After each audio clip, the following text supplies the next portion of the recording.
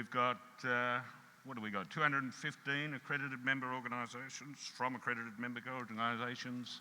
You can read it all there. What I really like is the people from 15 different countries. We're really getting a worldwide attendance.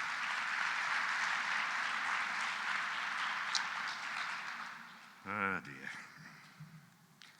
I'll just hang on to that, I think. And as you can see, people for the first time, China, Israel and Argentina. So welcome them.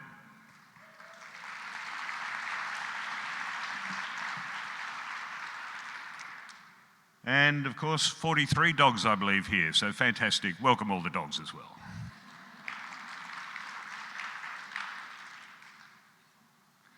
Now, if you haven't seen, we've got some new bling. Of course, I've just got the prototype for our lapel pin or pendant or earrings. I've had some goldsmiths in Australia working on this for some time. But I'm a bit disappointed. I've seen a few emails coming around the world and they haven't got the new logo on us yet. So if people could organise that, it'd be very good.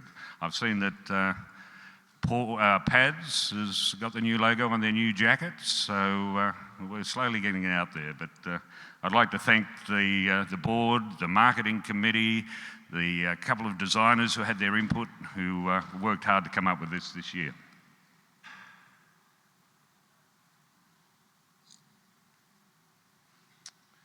Now, as you know, since Prague, we've had a bit of a theme, rocking around the world. Now, I can tell you we're still rocking around the world. But like our new logo, around the world, things have turned to the right. People know we've got things like trade wars, we've got Brexit, we've got isolationist policies. But I can remind you that in our own world, the assistance dog world, we're dealing with issues as well. Fake service dogs are still out there. Emotional support dogs on planes. We've got external and internal pushes for positive training. We've got, and something I've been dealing with, the Japanese government and its policies for taking assistance dogs to the Paralympics and the Olympics. Now, all these points require diplomacy and education. Now, I can respond to those issues. You can respond to those issues. But together, it'll only happen if we can respond to the issues. So how else can we do that? Let me congratulate all the members who are giving talks here, educating your fellow members. Congratulations for coming along and putting your hand up and doing that. How else can you get involved? We've got a number of committees going, either international or regional. So come and find out what they are, get involved. As you can see, people like myself are, reaching that elders' time. We need some new young people coming through. So come and find out all about it, what we're doing. There's some focus groups happening later in the conference. Come along and find out the different areas we're in and get involved. Okay, and the other thing, as you can see, I'm now an honorary member of the Half Pints, whose glass is always half full. And if you don't know who they are, they're just a local group here of ADI members who get together. I think there's about 5 different organisations. So you could be doing that in your area as well. And that's another way to contribute to the ADI family. Okay, at that point, I better call up our hostess from ICANN. Here she comes.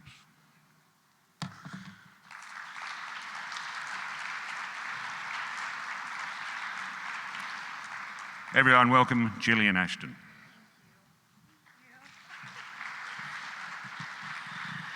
Well, good morning, everyone. Thank you so much for making the trip to Indianapolis and allowing us to host you. Thank you, Richard, and the board for entrusting us to be able to do this. We are a staff of 7, and we have about 130 volunteers. So when we got the call from Chris in November that we were going to do this conference subsequent to Minneapolis, I was like, okay. I thought maybe we would host in 2021, but when we got the call, we definitely took a moment and said yes to the opportunity, and I'm really grateful that we did, because it has been a wonderful journey, but it also has been wonderful to be able to meet some of you, as well as be able to discuss options with speakers from all around the world. And I've learned a lot. So thank you again for giving us the opportunity. And we have some of our staff are in blue shirts with ICANN written across. So please don't hesitate to ask them for anything. If you need something, we're here to make sure that your stay is a good one. So we can together make this a great conference. So thank you again, and please enjoy, and thanks for the opportunity to host you. Thank you, Gillian, and thank you again to the ICANN staff. We've got lots of other people to thank as well. ICANN, we've just done that one, thank you. Can Do Canines, thank you, Al and the team and your benefactors.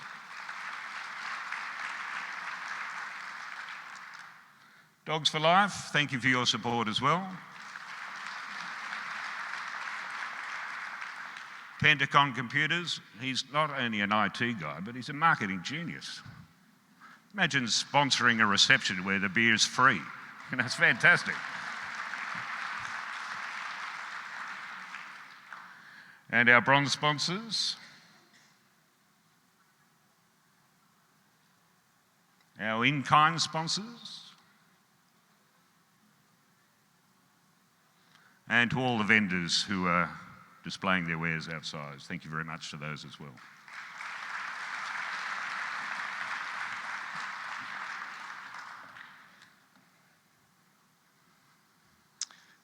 Okay, it's my, yes we can. So, when you go back to your rooms, if you're in this hotel, or when you come out of your room, just have a look at the carpet, and you'll be reminded of this photo. Can you get that phone for me, please? Tell them I'm unavailable, thank you. All right, it's my time to introduce our first keynote speaker, and I'm calling on Mr. Philip Tedeschi. Philip is Executive Director of the Institute for Human-Animal Connection and a clinical professor at the Graduate School of Social Work. So let's welcome Philip Tedeschi.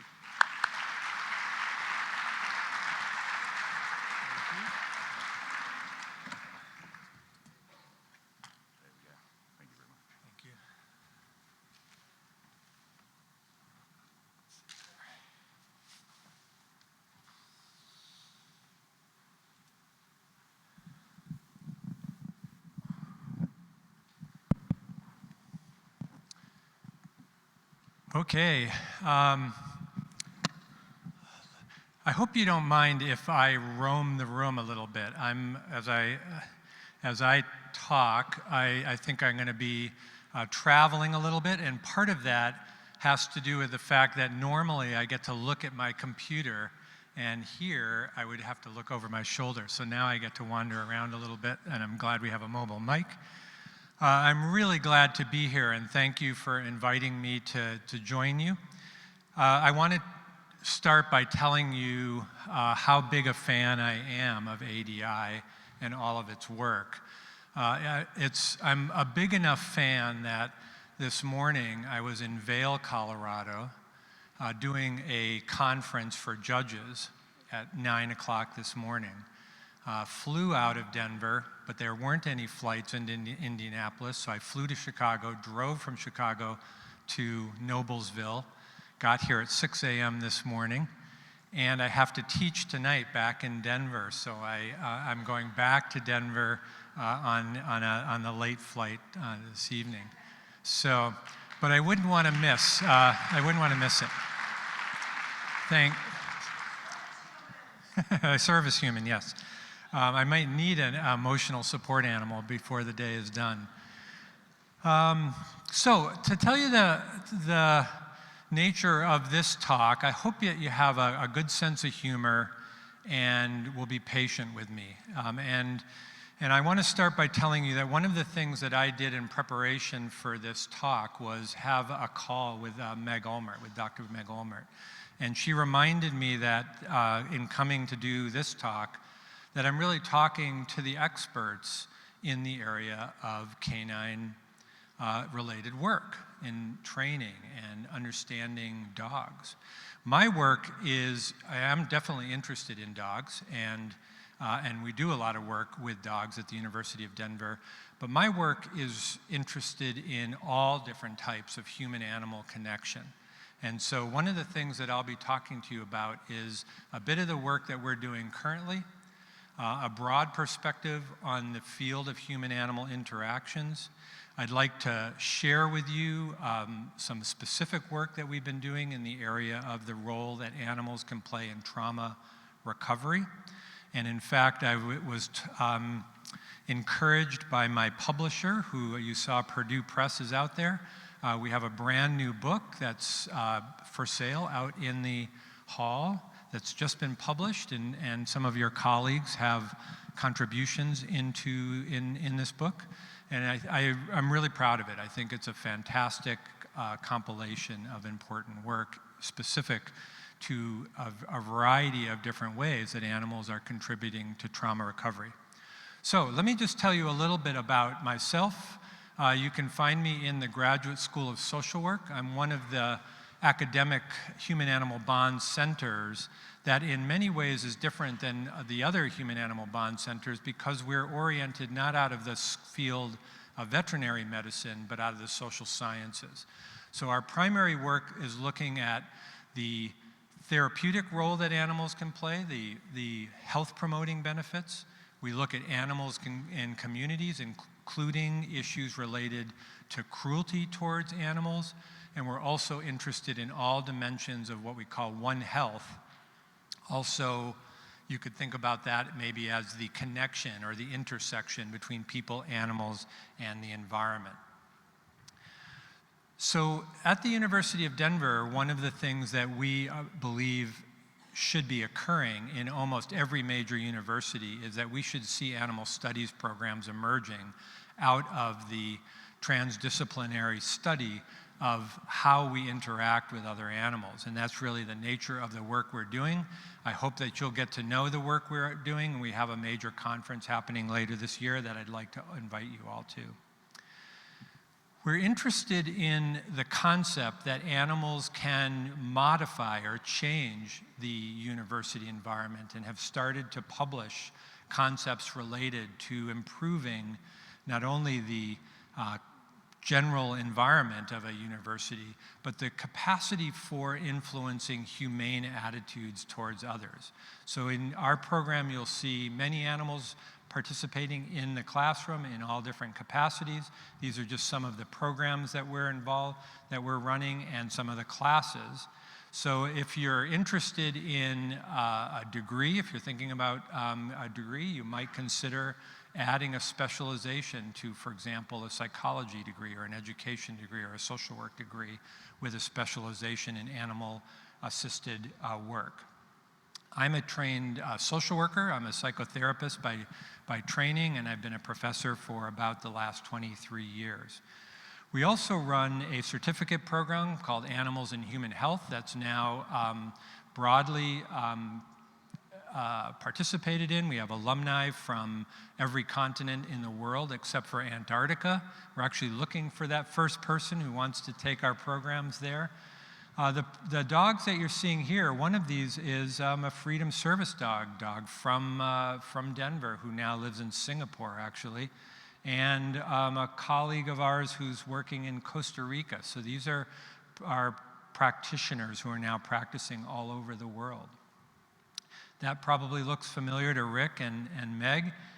We are colleagues now with many of our students participating in some of the very organizations that are represented here today. So I'm happy to say that our alumni are represented in some of the team members of groups like Warrior Canine Connection and others.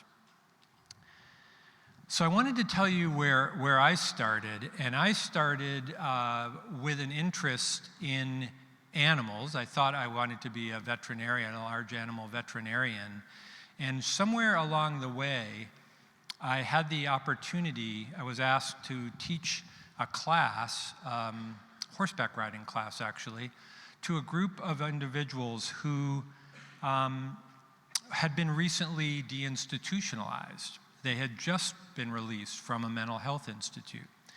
And in the process of doing that, now I was about 22 years old, and at that time I was quite ambitious, and I figured, you know, what could possibly go wrong with a group of adult schizophrenics and lots of horses? And as it turns out, lots of things can go wrong.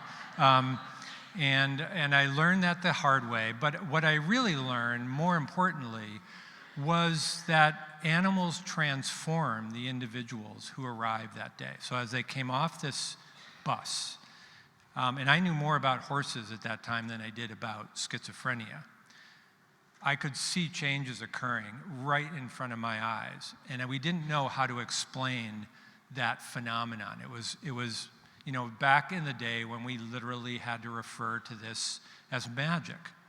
And I remember going to my advisor and telling him, I don't want to be a veterinarian, I want to study human-animal connection. And my advisor said, no, you can't do that. There's no field, there's no such thing, there's no course in our entire, this is the University of Wisconsin in Madison, a giant university. The one person that I was aware of at that time who was interested in doing work that I was inspired by was Dr. Jane Goodall. And I wrote Dr. Jane, and to my surprise, she wrote me back. And she encouraged me to go ahead and study human-animal connection and helped me form what was at that time called an independent major. So I consider her really one of my key mentors, and what probably one of the big honors of my life was when Jane turned 80 years old, this book was published for her. It was written by her mentees, and I was given the opportunity to submit a chapter in her 80th birthday book, and it's called Waking with a Smile. And so I have to say that Dr. Jane, for me, reminded me that animals can teach us about being human. It was really where I started learning and becoming interested in the intersection of, I hear ya, between people and animals. That's what I looked like at the time. That's me right there.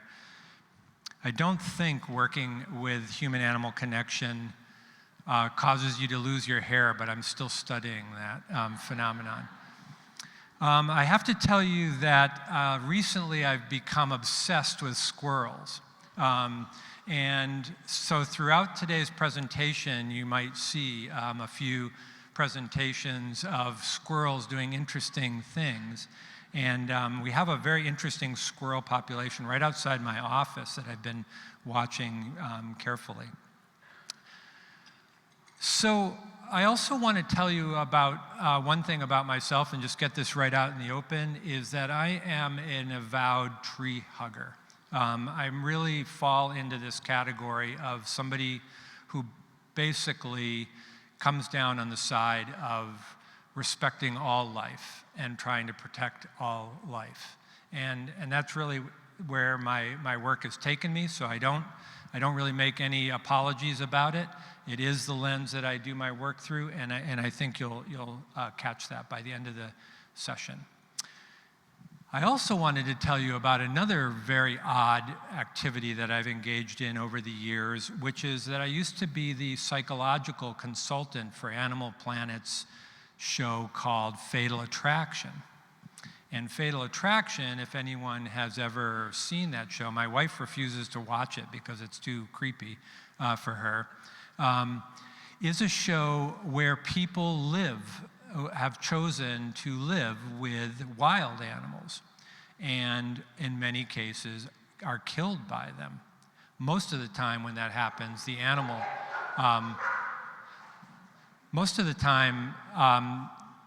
that also results in the animal being killed as well. Now, the reason I bring that up, these are actually some of the cases that I profiled for that particular show. I did, I think, maybe 13 of them before I called it quits.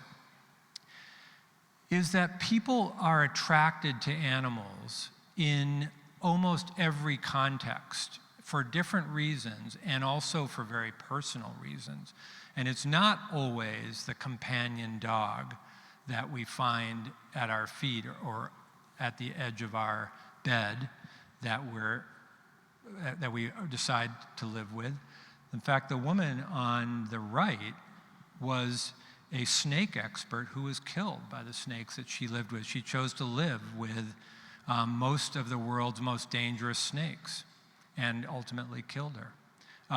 People are attracted to other living things in very unique ways, and that's one of the dimensions of the work that you're doing, is that animals are powerful change agents and powerful attractors for many different reasons on many different personal levels. A little bit about my background. I was born in Florence, Italy. I grew up in South Chicago. This is a picture of me in the baby carriage, my mom and my sister. You can see that my sister has done something evil to me and is possessed by the devil. And so I think the reason maybe I love animals is that I trust them more than my sister. And probably that's the origins of my story. Maybe you've seen this individual or heard about Dr. Leo Bustad. He's the person we credit with having defined the term the human-animal bond. He was a veterinarian at Washington State University. His primary expertise was pigs, actually. And in the context of his work, he began to find that animals were important for human health. And where did he find that out? Where did he start with these ideas? Well, one of the places, let me go back here. One of the places that Dr. Bustad determined this was in prisoner of war camps. He was a prisoner of war in Germany for about 30 months, almost starved to death, and self-diagnosed himself with post-traumatic stress disorder. In the context of coming back to the United States and becoming the dean of a veterinary program, one of the things that he routinely would say is that education alone is not enough to make us humane or civil. It's not enough.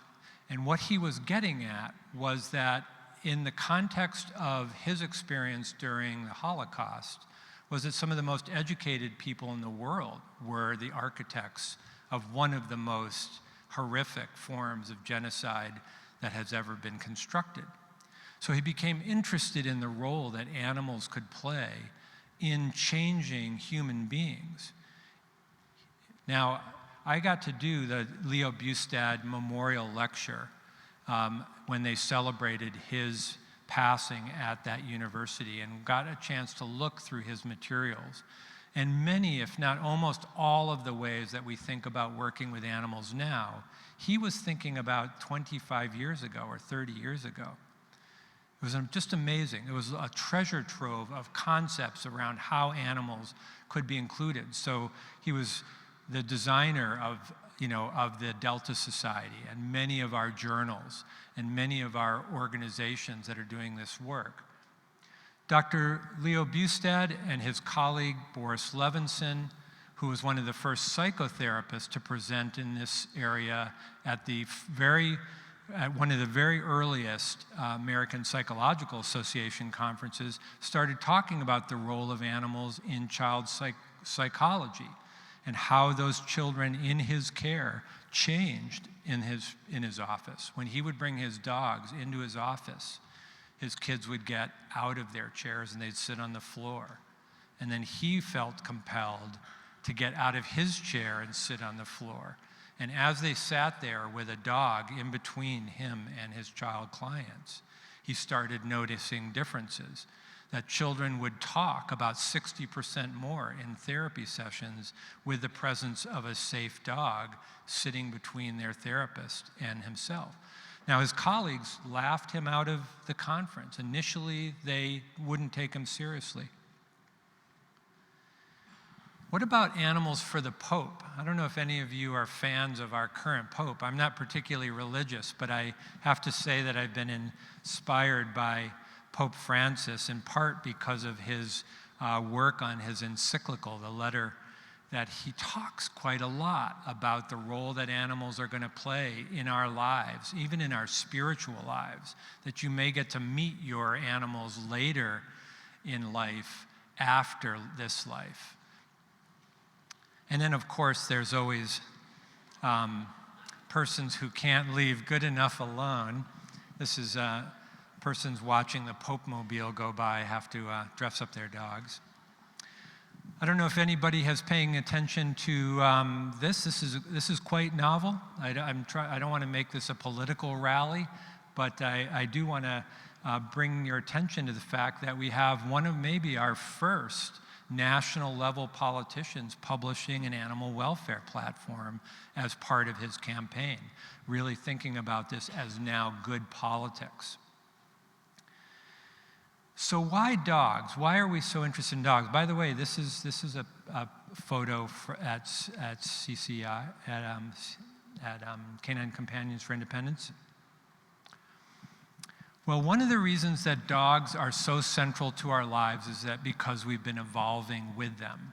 And I want to talk just briefly about this because we don't, have agreement on this by any stretch, but some people might argue that we may have been evolving, co-evolving, and sometimes what we consider one of the most important processes of coevolution would be understanding one another. And that we've been doing that with dogs longer than any other species. We've also been doing it with other animals as well, but this may have a particularly relevant dimension to the work that we're doing in trauma recovery work in particular. This is another reason we love dogs, is that they're willing to climb to the top of a mountain just to hang out with us. So we see these great stories around how dogs will respond to the connection with human beings and want this particular relationship. So why are we attracted to other animals? One of the philosophies, or one of the theoretical frameworks that's probably been the most prominent in our field has been this concept of the biophilia hypothesis, originally talked about by Edward Wilson, the Harvard professor, and his colleague Steve Kellert, who has passed away. Dr. Edward Wilson is still working in this area, and I'll mention him at the end of the presentation. But he believes that in order for human beings to function, we have to have contact with other healthy living systems. Not necessarily human systems, but other living systems. And now this influences all of our lives in some very unique ways. So if you think about for a moment, what pictures you have on your phone that you're carrying right now. Or maybe what screensavers you put on your computer. It's quite odd, really, that we put pictures of trees on our computers, which are machines, because it makes us feel better to look at even a picture of that. In many hotels like this, you will see fake trees or rooms that will utilize pictures of trees in order to accomplish the same sense of biophilia. Now, people recover more quickly from surgery. They learn more quickly when they have windows that look at green spaces. The health equity that we might share across communities, in part, has to do with your access to healthy living systems, including other animals. One of the other theories that we believe and has been identified, let me just go back and mention, I'll come back to this concept of neuroception in just a moment, because one of the areas that we believe is working in the concept of biophilia is a recognition that's pre-conscious. In other words, even before you know consciously whether you're safe or not, your body is informing your system. And we'll come back to that here in a moment. In the work that we've been doing to identify trauma recovery, experiential and verbal systems are identified as a key theory, meaning that in working with experiential practice or working with real life concepts, literally physically moving your body, working with sounds, feelings that are relational, smells, all of those sorts of things are likely to be another very valuable tool in regard to how animals are improving our functioning. We all know and have seen this social catalyst effect, the capacity for animals to influence concentration and emotion. We also know that now from some of our newest research that animals are literally changing our interpersonal neurobiology, changing our chemistry in our bodies.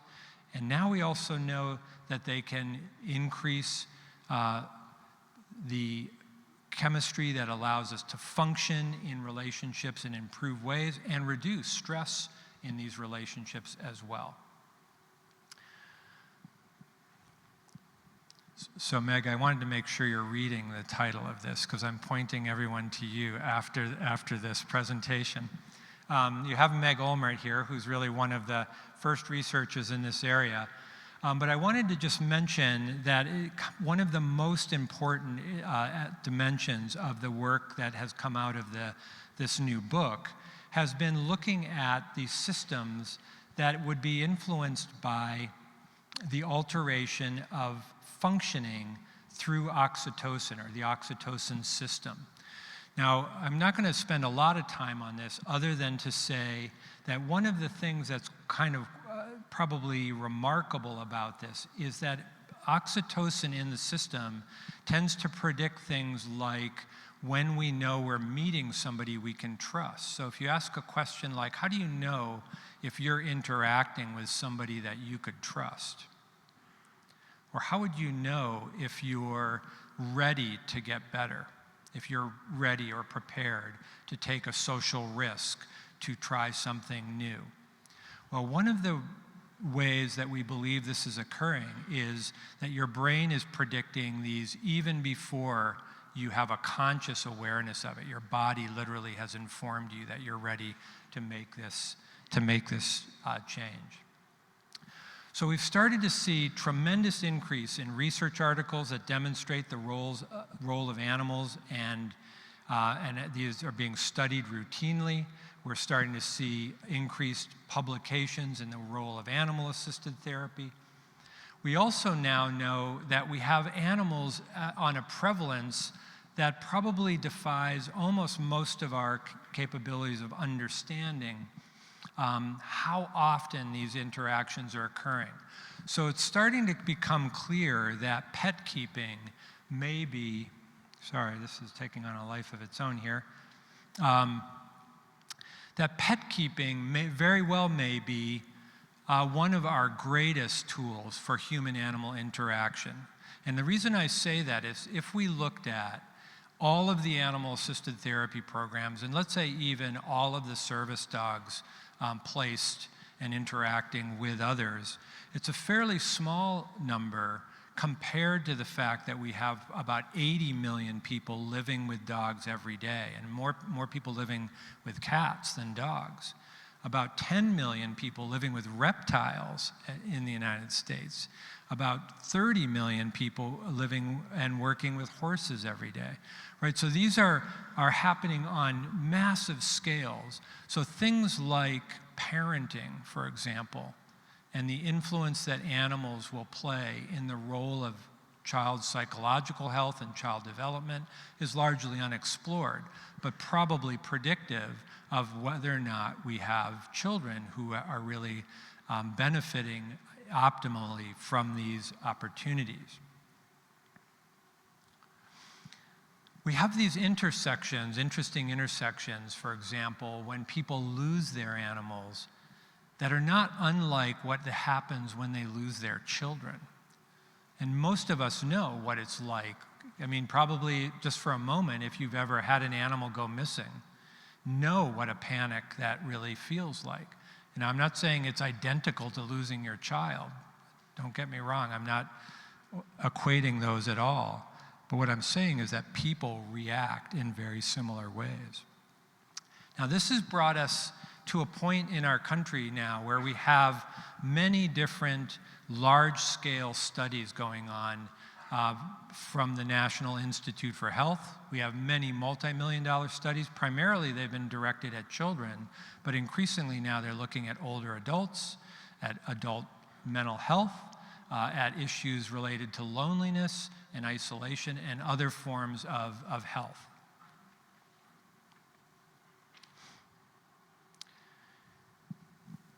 We also know that animals play now a very unique role in meeting developmental tasks. So when we start, and you could do this a number of different ways, but if you took, let's say, just any developmental theorist, somebody like Jay Haley, who identified lifespan stages from early childhood all the way to death and dying. When we study people at different stages of life, what we find is that animals fit into those stages and they help people meet those normative developmental stages. So how does that work? Well, let's just give maybe one example. A common one for me that I see almost every day is I teach in a graduate school of social work. I work almost predominantly with graduate students. Most of them are at that stage of leaving home and independence and getting married and in a committed relationship. Many of them are getting an animal with their committed relationship and practicing parenting with an animal in their home. So what we find is that animals play important roles across the lifespan and into these developmental roles. Now, I don't know if that's an area that has been talked about significantly in the area of service applications, but it's likely to be occurring. In addition to the service tasks, you also are likely to be facilitating normative family or normative human development. We also want to remember that animals are family members. And many people in the United States endorse the idea that their animals are members of their family. Some people like the term, fur babies or fur children. I personally don't love that term. I think I always wonder what my children are going to think if I call my dogs my fur babies, whether it gets confusing to be a human child. But one of the things we also want to remember is that we also have cultural dimensions across this country. And as we've studied human-animal connection, we also realize that dogs are not the only animal people are connected to. And in many cases, it's other animals that take on prominence in other cultures. Now, we're primed at birth. Literally, our bodies are designed to respond to social engagement and connection. I know this is a big part of Meg's work that she believes is at the core of the Warrior Canine Connection program. And one of the things that we need to recognize is that really now the science shows that social connectivity does not have to be a human connection in order for it to have all of the same or many of the same types of benefits.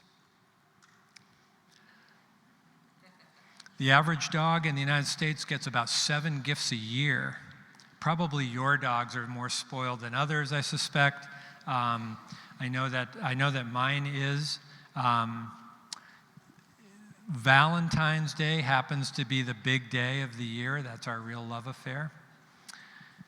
The other area that human-animal connection needs to be examined through is the lens of cruelty towards animals. Now, we've done one of the biggest studies ever accomplished. This is an NIH study that was done studying about 300 families where children were co-exposed to cruelty and family violence.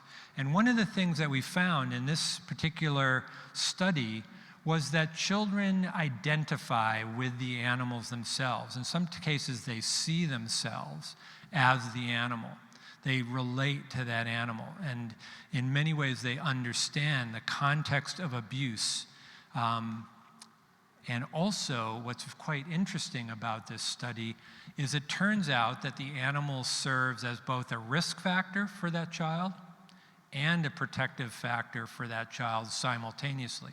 Now, risk factors, we use that term to reference poor outcomes for children. So when we're talking about risk factors, those would be factors that predict problematic outcomes for children.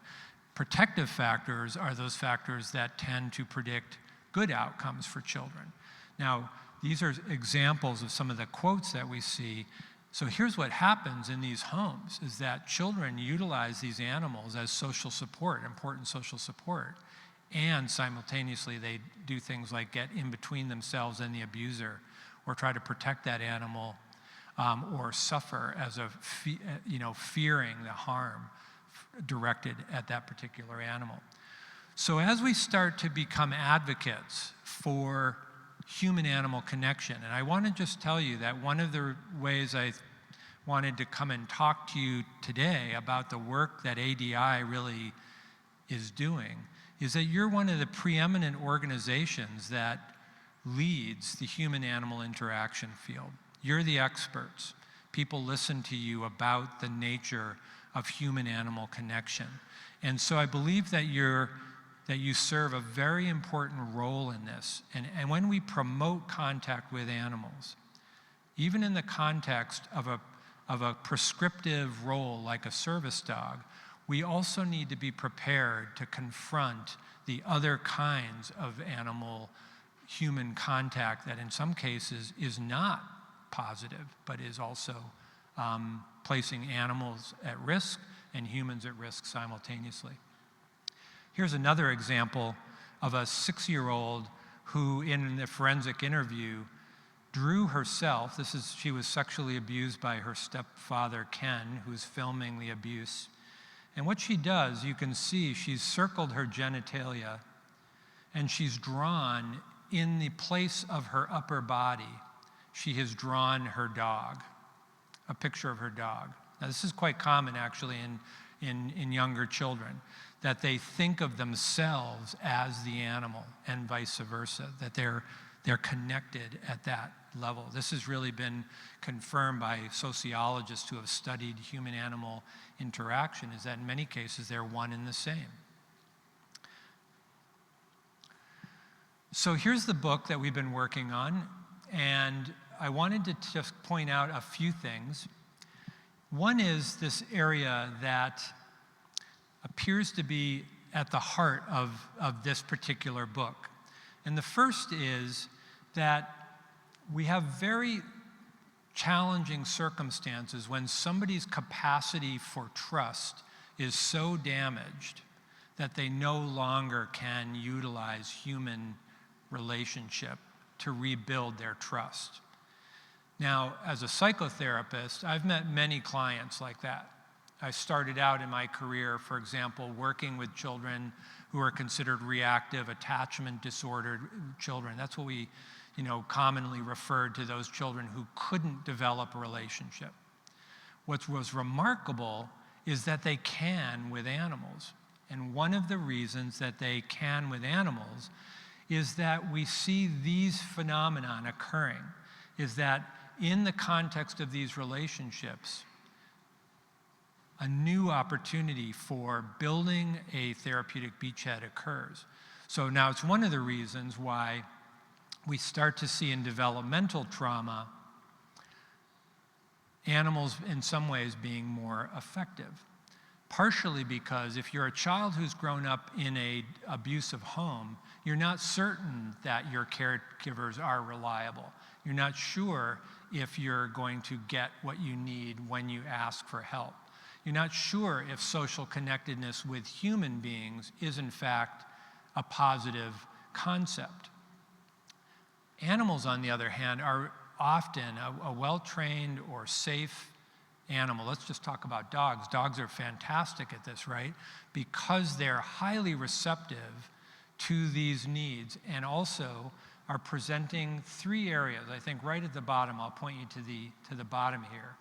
The healing relationship is built on support. So the proximity of that animal, the desire of that animal to be in close proximity, even leaning in and touching, right? The dog that I work with routinely, and all of you who are sitting with a dog right now are probably experiencing this. How many of you who have a dog with you right now has that dog laying on your feet?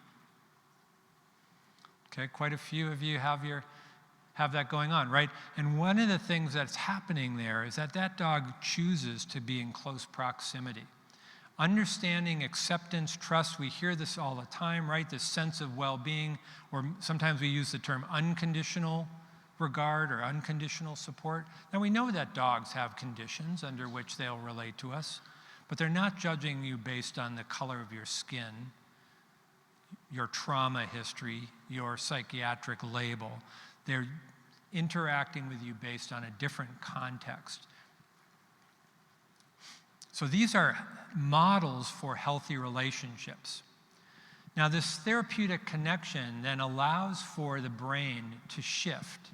We start to see deficit areas in the brain starting to be responded to. Now, Dr. Bruce Perry, who wrote the foreword to this book, has talked about this as one of the most beneficial tools in what he calls neurosequential programming, in part because it targets the most basic forms of brain development for those children who have not received the most basic forms of support and care and nurture, lack these skills, and as a result, many of the kinds of interventions we use with these kids are not effective. So things like self-regulation is difficult for them. School then, as a result, becomes very difficult. So neuroception, or the unconscious perception of safety, is what we believe is occurring in the presence of safe animals. Now, this is a precondition for recovery in trauma. If you know the nervous system, I'm not going to go into this in much detail other than to tell you this concept of the polyvagal system, or the influence of the vagus nerve, influences our ability to upregulate and downregulate our nervous system. Now, how does this look in context? Well, when we start to, we've all heard this term, fright, flight, and fight, right, as a response in various ways. We want to work with individuals who have experienced trauma to help them achieve what we call a window of tolerance. In other words, another way that we talk about this is learning to live within your own body, right, or controlling your own body, whether you can feel that you can actually control your own body. We also see hypoarousal, or the collapse of that system, where we see flat affect, or no participation, or lack of involvement, right? Those individuals who dissociate from the experience, right? So these are common presentations in the persons who have been traumatized. Here's the dog that works with me. She is a therapeutic dog in a therapy session. She gets to be the patient in this particular case. But you can see that she's relaxed and allows this little boy to participate. She's really good at just being able to hang in there during those periods of time, creating that experience, that sense observationally and physically of being safe.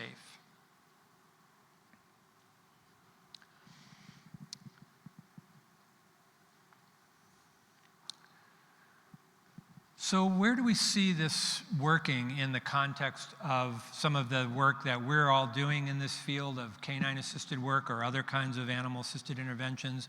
Well, one of them is in contexts like things like bringing animals in for stress exam days in universities, right? This is happening all over the country where dogs, therapeutic dogs in some cases, service dogs, in other cases therapy dogs, are participating in reducing stress. Now this is helping somebody get into that window of tolerance, being able to then function in a more optimum level.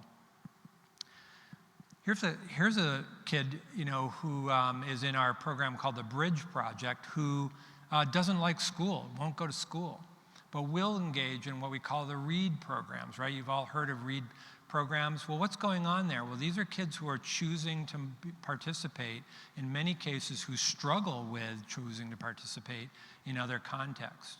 Or down regulation, where we see kids needing to be able to slow down, right? Or get control of their physiological symptoms.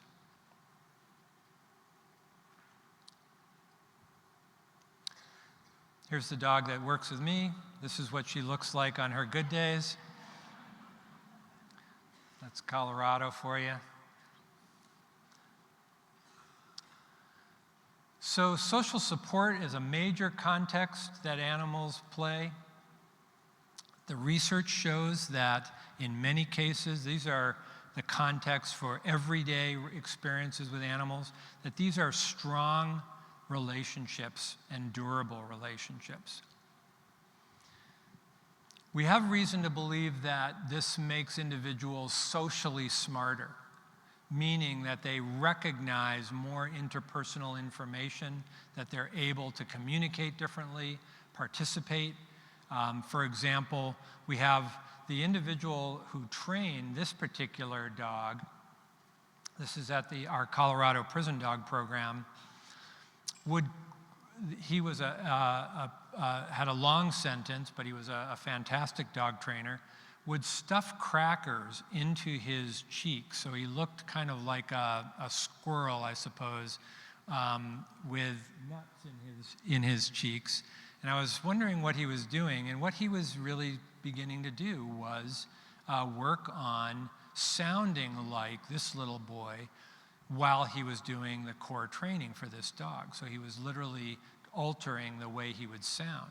So we not only have the role that this dog plays for this little boy with autism, we also have the work that's going on for the inmate themselves. We have this work going on in court systems. Colorado now has just passed a state law that requires judges or allows judges to bring service dogs into the courts as specialized support. Now, what's going on there? Well, the presence of a dog underfoot. Now, the jury can't see this dog because defense attorneys know that in the presence of a dog, juries tend to believe persons who are in the presence of a dog. So they have the defense attorney often will complain about the presence of a dog. But we also know that the presence of a safe dog alters the capacity of a child victim to tell the truth, to actually find their voice, and to be able to talk. So these are some of the applications. So this kind of nurturing attachment improves capacity for communication, for all different kinds of social support under stressful circumstances, for capacity for empathy with others, for understanding other people, so really the ability to connect with others, really is ultimately the training ground for healthy relationship. Now, Colorado itself has a dark history. Unfortunately, the United States does now. We have, more community violence than ever before. Columbine was a notorious incident. Now, you can buy a video game called the Columbine RPG Massacre game and play this first-person shooter video game And Dylan Klebold, the perpetrator of this particular atrocity, keeps score for you as you shoot fellow students in the hall of the school. Now, there are Virginia Tech versions of this. I'm sure there'll be, in all bad taste, others that come out like this. It turns out that we can change the experience of those disenfranchised children by having the presence of a safe animal in a school. So by entering a dog into a school and by pairing that dog with a child who's a target of being bullied, we can alter the experience of not only the person being bullied, but also the persons who were bullying that child. So this is a fairly new intervention that's being explored. We see this work going on in prison dog programs. I understand we have colleagues here from Israel. The pictures on the right are of the first prison dog program in Israel that we've just set up this year at Harmon Prison in northern Israel. And I'll be back there this year looking at future programs there. So these are programs that are now taking on shape all over the world. We have prison dog programs not just here in the United States, but all over the several places in Europe and in other places as well. We're starting to see service dogs' role in improving educational outcomes, reducing loneliness. We probably need to be paying much more attention to this area of specialized care of persons who are experiencing homelessness and the important relationship that they have with their animals. In part, we need to pay attention to that because we're still quite insensitive. I think it might be a bigger discussion than we can have today, but there's a tendency to still believe that dogs who are in the lives of persons who are homeless are not properly cared for, and as a result, that those persons shouldn't have dogs. That's not really what our research shows, that those dogs are not particularly at risk. In fact, we have some reason to believe in many cases that some pet dogs are struggling in greater ways than dogs who are living with persons on the streets. So we know that this can change pain, for example, pain management, the use of medication, chronic illness, and the applications of emotional support. One of the, by the way, this is a picture of a turkey that I took right outside my window the other day at my house. What I'm getting at here is that I don't know if you've had this experience, but when people want to talk about, in the media, want to talk about emotional support animals, it's often quite pejorative, quite negative, really. And I understand that there's controversy here, and that usually they want us to talk about the peacock on the airplane story, as though that's the real story. But that's not the real story. Now, I supervise the emotional support animal program at the University of Denver. I've written 42 prescriptions myself, and what I believe, and only in one of those cases was the student not authentically involved in that process, one where I wouldn't write the prescription. I would say in many cases, these are animals that actually allow a student to complete and successfully participate in the university experience for all the reasons that we've just talked about. So you're that expert population. You're that person that I hope the media talks to. Now, you might not be a prescriber. You may have different opinions than I do about emotional support animals, but I hope that one of the things that you can do would be to be an advocate for why somebody might actually function better in the presence of an animal. Because that's really the question behind an emotional support animal. Do I function better in the presence of an animal? Now, this is one of our graduates and colleagues, a guy named Jeff Fink. He lives in Asheville, North Carolina. He runs this program called Go Fetch Wellness. He's just filmed a great video documentary with Demi Lovato, who's an advocate on mental health issues, called Beyond Silence, that I think is a fantastic example of telling this story. Now, this is Earl, his dog, his service dog, Earl. But he works extensively in this area.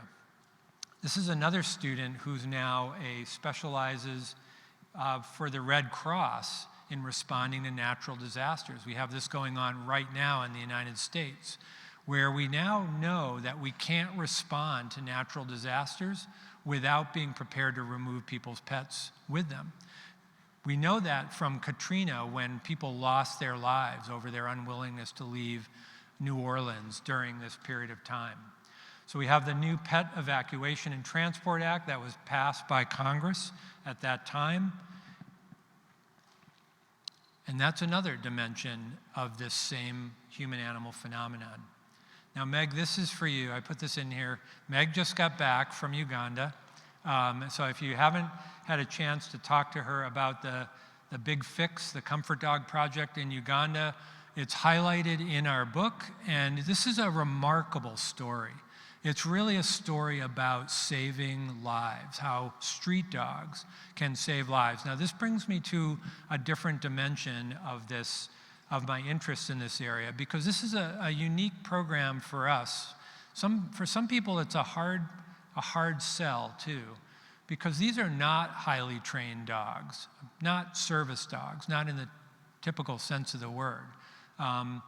What they are, however, is street dogs paired with survivors of the Ugandan Civil War, the boy soldiers, those young people, in some cases, who were forced to kill their own families, if you can imagine.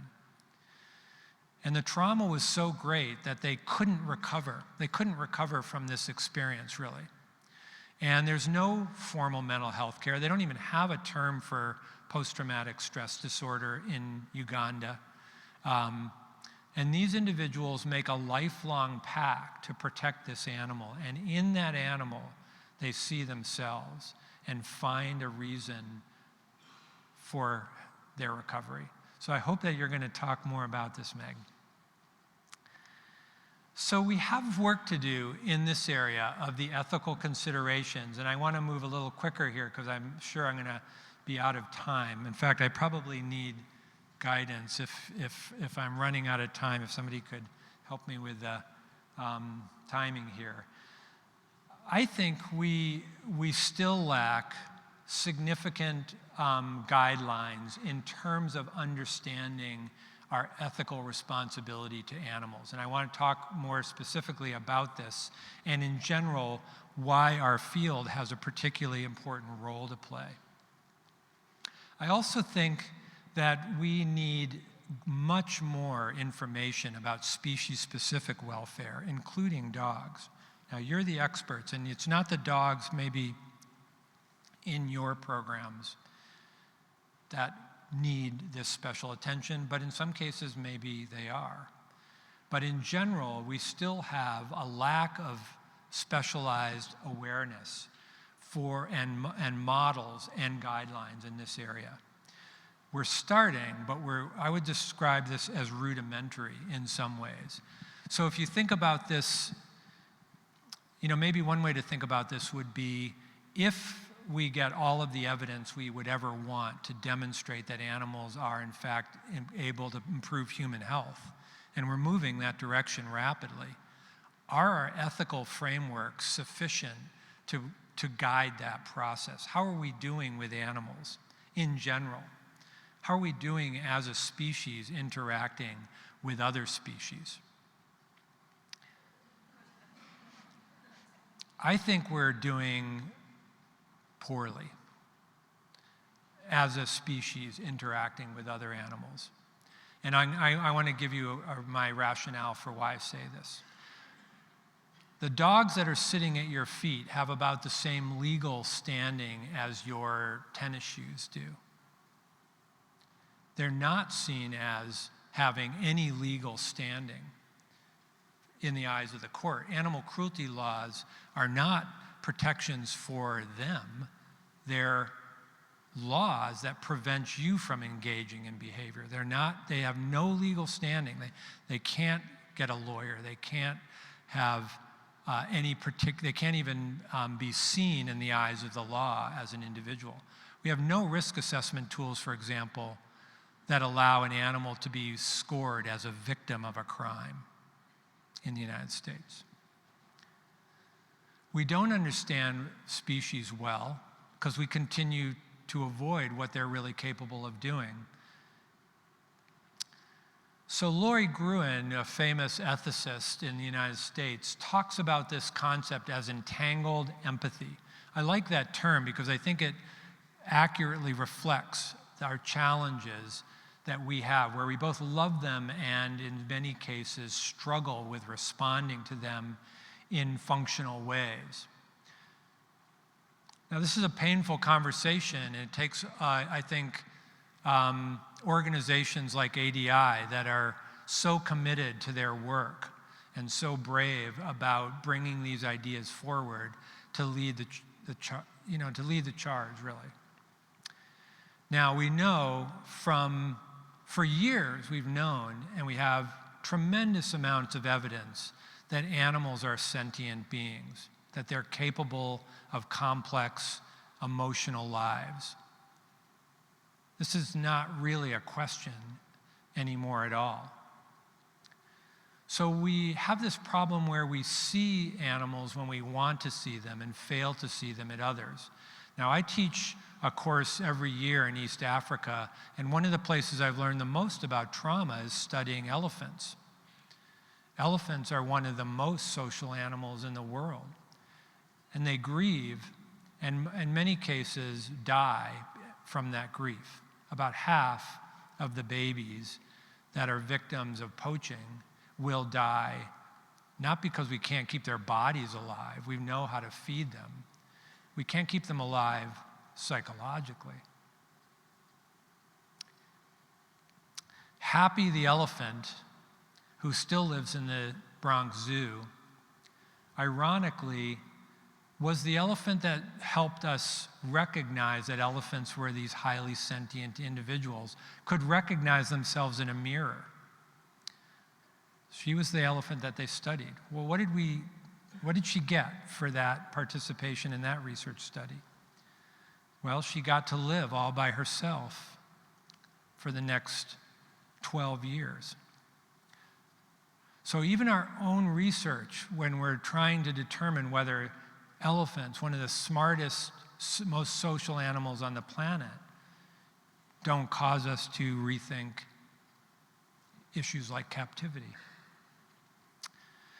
The work of We Animals and Joanne MacArthur is a fantastic source where she not only looks at cruelty, but probably the most compelling aspect of her work is to see animals thriving, right? Where you can see it in the form of animals who are actually able to tell us that they're doing well. What does that look like? That's what it looks like, right? But that's not how we see most cows or squirrels. Or how about pigs? Or whales?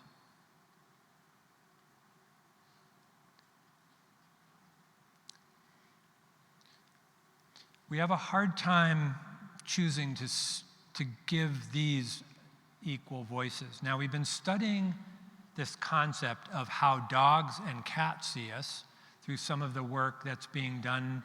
Gregory Burns, in particular, has been doing MRIs, starting to try to understand the canine brain. This is my favorite, most recent story. I don't know if anybody has been following the monkey selfie story, but this is a monkey who took his own picture, actually. This is a picture he took of himself, and PETA sued on behalf of this monkey, and they won this case because as an artist, you have the right to your own work product. And in winning this case, the royalties of this photograph now go back to protecting this monkey's habitat. Now, I realize that's a kind of an odd story, But it's an interesting story in relation to whether or not we can use animals always for our purpose.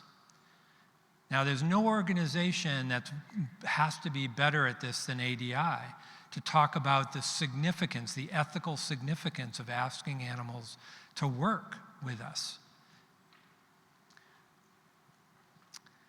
Lori Marino, who's studying whales and whale captivity issues, the argument was we couldn't release whales because there's nowhere to put them. Well, she's now creating a whale sanctuary off the coast of British Columbia, starting to look at whether or not whales deserve legal standing.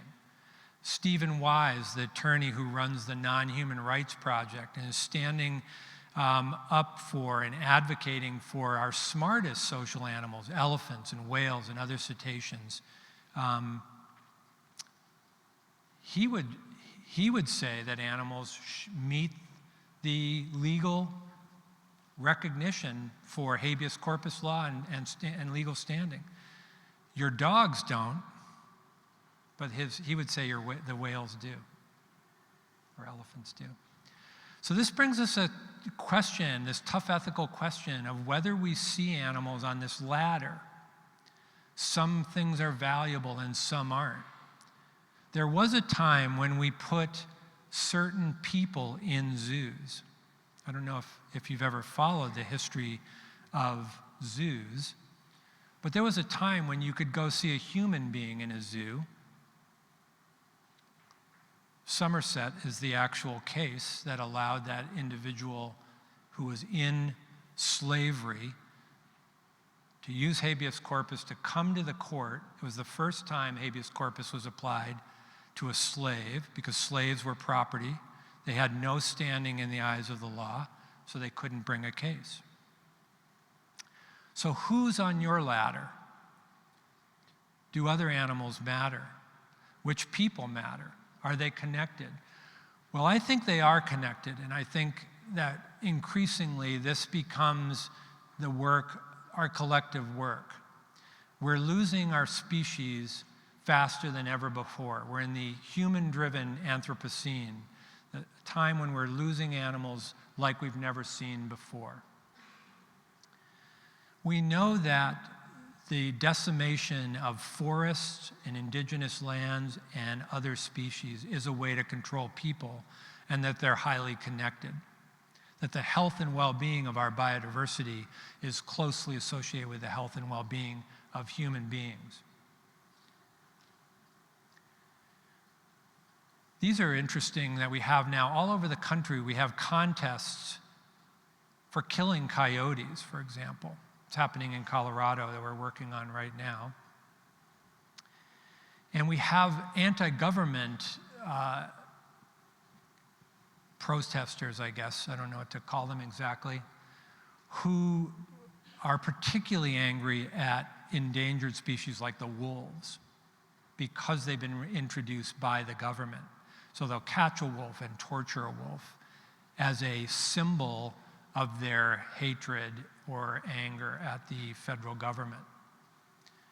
So these are connected in particular ways. It's very controversial and maybe problematic to use the term genocide when we're talking in any context that's not, curated for the right purpose. But I don't think if you study genocide and you look at definitions of genocide, we are engaging in the eradication of some species on the planet. Elephants in particular are at risk. So these are canary in the coal mine moments where we want to look at whether or not our work as human-animal interaction specialists, are avenues to have a bigger discussion and have a discussion about the roles of human-animal relationships. I think it would be curious if we loved our dogs so much, but forgot about every other animal on the planet, really, in some ways. So it's a curious battle we're in, and I hope that if you're in this work because you trust animals' capacity for improving the health and well-being of persons that you're working with, that we open that lens broader. We know what's causing this. It's not that we can't change it, but things like pesticides. This is a picture of oil wells in Colorado, just on the Front Range of Colorado. Solastalgia refers to the impact on places we love and the mental health impacts for human beings. Now, we call this ecoteric disease. Increasingly, people are in distress because of an impending disaster, things like climate change, for example. The forest and the fires in the rainforest are other large ecological catastrophes and challenges are not without consequence. Now, at the heart of this new book, if I could kind of leave you with just a couple of points, I would say one of the things it taught us in studying this is that healthy living systems are literally what allow us to also be healthy. In the presence of another healthy living individual or system, we can recover from trauma.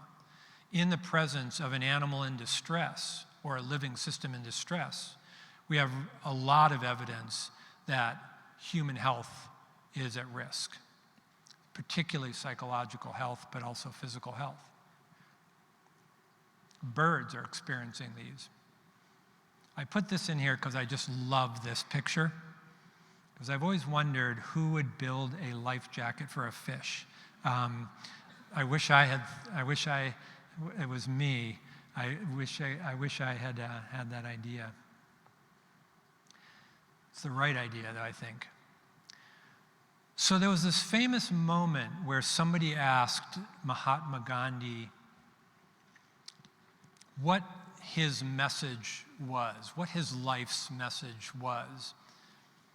And he said, "My life is my message." So my question to you is, what is our collective message? Is there a collective message? Maybe I'm reaching too far, I suppose. When you're thinking about the power of a conference like this and hearing about the important work that all of your organizations are doing, what is your message about the importance of animals? I think there are some, and I just want to touch on things that I think could move us in constructive ways. There's this debate around rehydration therapy. We literally have, hundreds of thousands of children in particular who die because of diarrheal diseases. Rehydration therapy could save their lives, but we don't have people trained to perform these basic medical care issues. There's reason to believe that rehydration therapy could be occurring by laymen, by persons in the communities, but we have failed to do that at this point. So we still have individuals. This is a young boy who I know in Kibera, Kenya. This is one of the biggest slums in the world. And every year I go there, I meet kids that will not survive a year to when I'm back. And many of them, it's because of those issues. The picture on the right is prisoners who are taking their dogs to a ward in the prison where there are other prisoners who are suicidal. So we have some examples of prisoners being able to be therapists, or therapeutic, maybe I should say, with dogs. They're not therapists, they're not trained, but they're dog trainers, and they're incarcerated, and they're able to apply their skills in an incarcerated setting to save people's lives, their fellow inmates' lives who are at risk of suicide. Here's another example of this. EMDR is is a common and now increasingly important trauma recovery tool that's is primarily done in a therapist's office. But now they're wondering about the ability to use EMDR in combat, in mass casualty situations like school shootings. In order to do that, the question becomes, do you have to be a trained therapist to do EMDR? Or could you create lay EMDR trained individuals?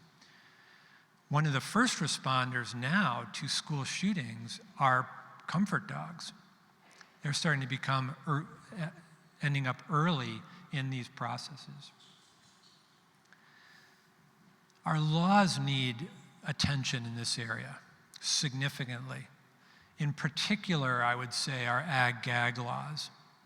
Now, I don't want to be political about this, but I do want to say that we have real dilemmas relative to the kinds of cruelty that are out of sight, out of mind, and in fact have protections for some forms of cruelty. We should be intolerant of that. They're outdated and they're insufficient for protecting many, many animals in the United States. So this is one of the elephants that I met who passed away, Wasson. And you can see it's trying to connect. So I wanted to leave you with an example of the work I do and wrap up here. This is two animals that are in snares. These are animals that were probably headed for the bushmeat trade, and bushmeat trade is very dangerous from a health perspective, but also terribly cruel towards animals. The upper animal is a wildebeest, and the one on the right is a hartebeest. And the hartebeest, you can see my friend Johnson here with about 200 or 300 snares that were taken down. This is an animal who lost all of its air in its lungs. It's about to pass away, and we had to do artificial respiration. Here's what happens when you give a hartebeest artificial respiration. And in Kenya, they say, if you save an animal, it will stop and thank you.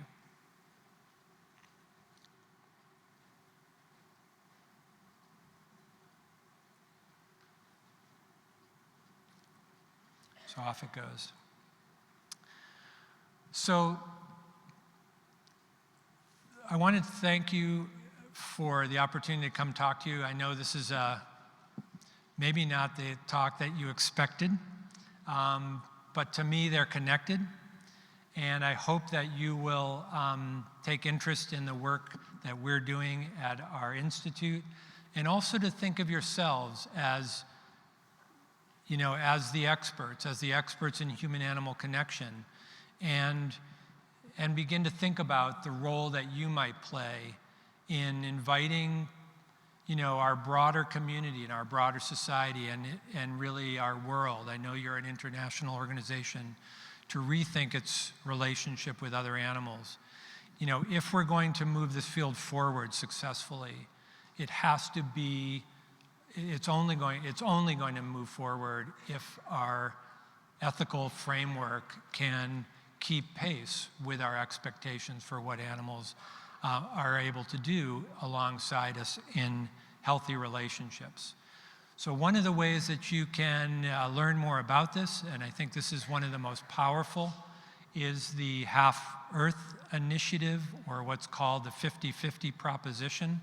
This is Edward Wilson's work out of Harvard University, and it's probably the most ambitious and important proposal that we have around saving the world's biodiversity and species. So it's a fantastic thing to learn a little bit more about if you're wanting to get more involved in this.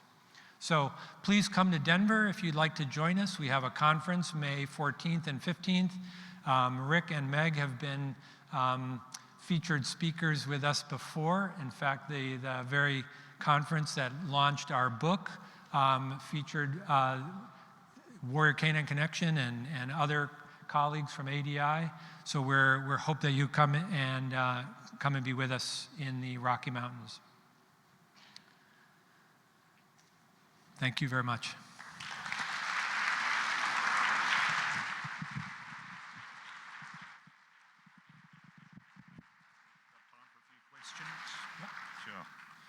Well, Philip's lucky enough agreed to answer a few questions. If anyone has got something they want to ask about, we've got a microphone in the middle there, I think. Thank you, Mr. ICANN. Any questions? This one.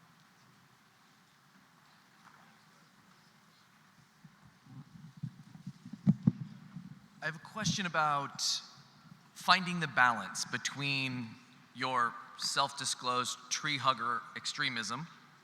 So finding the balance between...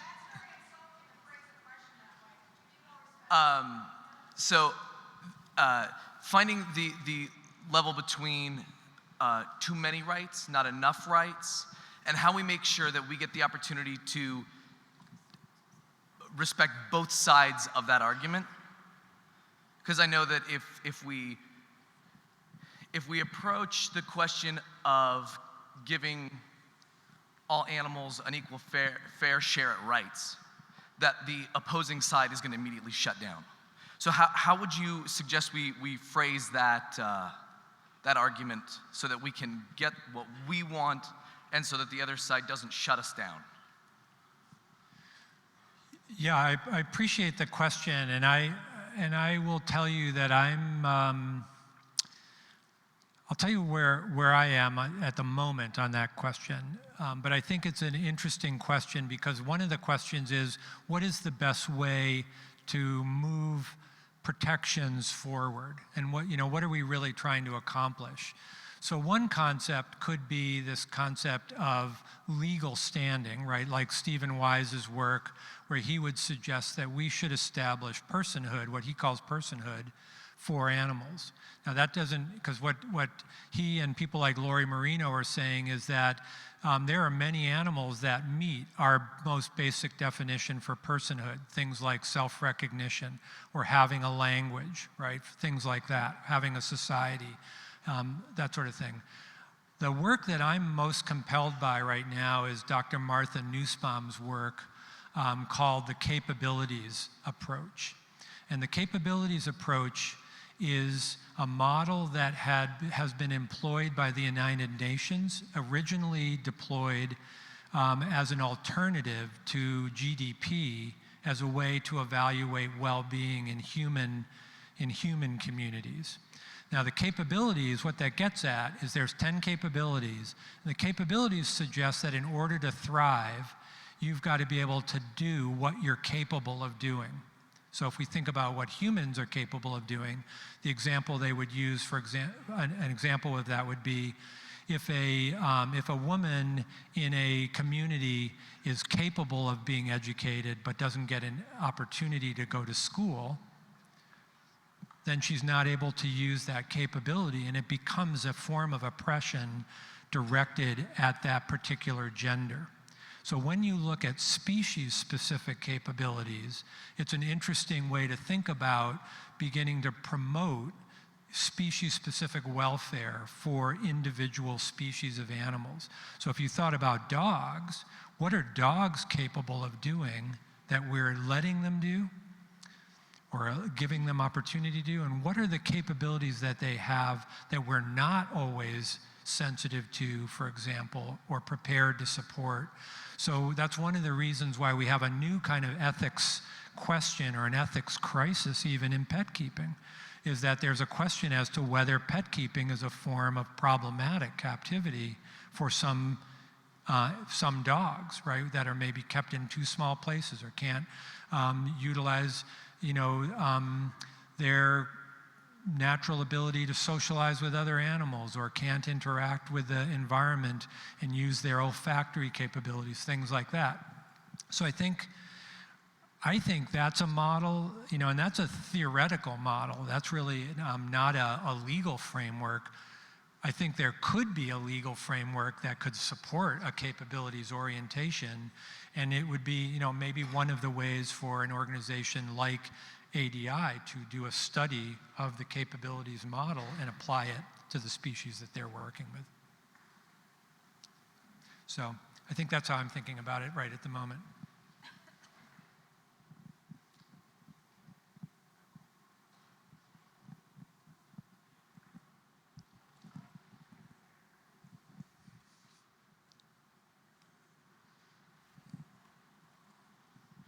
Hi. Have you done any research on animals' ability to connect under stress and how that might relate to training? It's a little weird echoey up here, but I think what you said is, have I been studying stress? Is that what you said? And their ability to relate under stress. So if an animal is stressed, how does that change their ability to connect with people?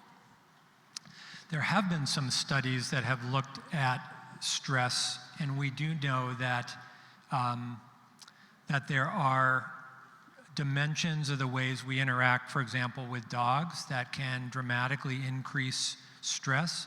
Turns out, for example, that dogs that are on leash have greater stress, more cortisol than dogs that are off leash, right? That doesn't necessarily mean, though, that it prevents them from functioning, but that it does change their stress level in certain circumstances. Now, you also have dogs that can be socialized and trained and get used to all kinds of conditions. That's probably, at the core of good training strategy that prepares dogs to do that kind of work.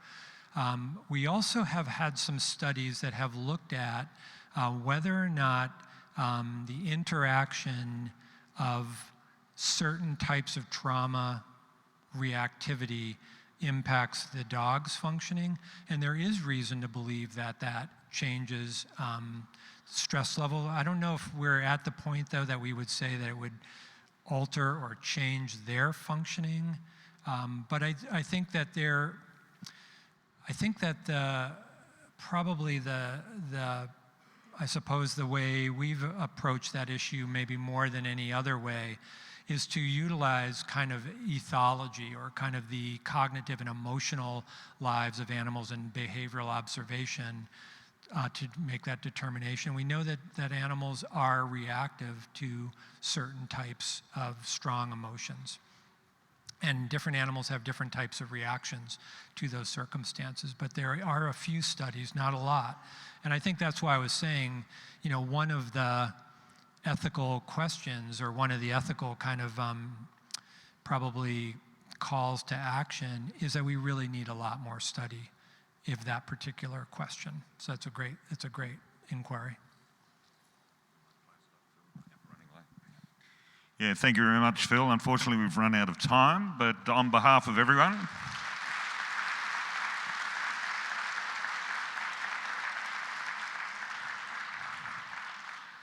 just like to thank Philip for sharing his theories, the research, and his observations, and of course his kind compliments to ADI. And many of those things, I know we can confirm that what we've seen in our work around the world. Phil's got that book for sale, of course, out the front, and hopefully you can talk to Phil over the break and have a look at the book as well. A couple of housekeeping. Of course, we can only plan these conferences with your feedback. Your interaction with us makes these conferences better every year. So on page 7 of the program, you've got the QR code and also the link that you can use on your phone or computer. And we'd like you to take a couple of minutes after every session just to answer a couple of questions there, which will help us in the future. It's all anonymous. You don't have to put your email in or your name, but it does give us the information that we're required to plan these future conferences. So also, when we come back, we're running a bit late, so when we come back at about 5 to, I've got to get my time right, I'm still in Australian time here, 5 to 10, we're going to have a raffle draw. You're all in the draw. but if you're not in the room, you can't win. So we'll be doing that straight after the break, so please hurry back and be here at 5 to 10. Thank you.